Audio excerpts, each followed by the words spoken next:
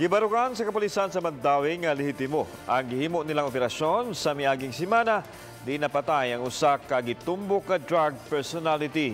Kagabi si Presidente Rodrigo Duterte may pahibaw nga mamahimong mas subsub ang kampanya kontra drugas sa mosunod pang katuigan.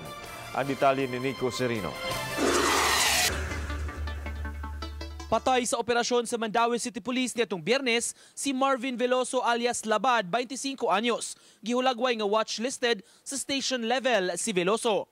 Giingong may aksyon unta siya og bunot sa armas, hinungdan nga giunhan pagpusil. So, ang atong pusher buyer ga doon na siya bulletproof vest pero di man gud nato makuha ng disgrasya kung mayo kung anak katamaan tino sa dughan. How about kung ari ka maliog ka or maulo ka?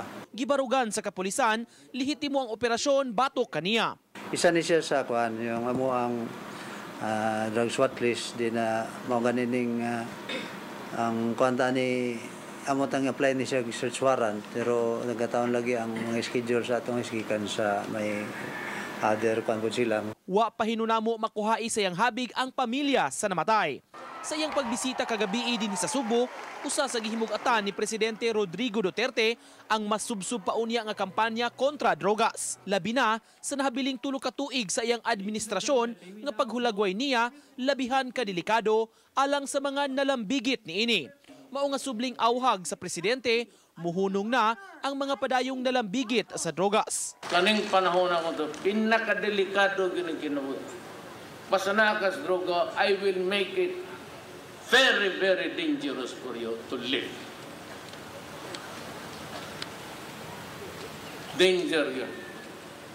Mora na akong ikabilin ninyo. Lakip sa subling gihinganlan sa presidente kagabi ang duha ka mga Sugbuanon nga gilambigit niya sa drug trade subay sa pagbahad ngadto kanila. Uban ni Godfrey Relien, Nico Sereno, Balitang Bisdak.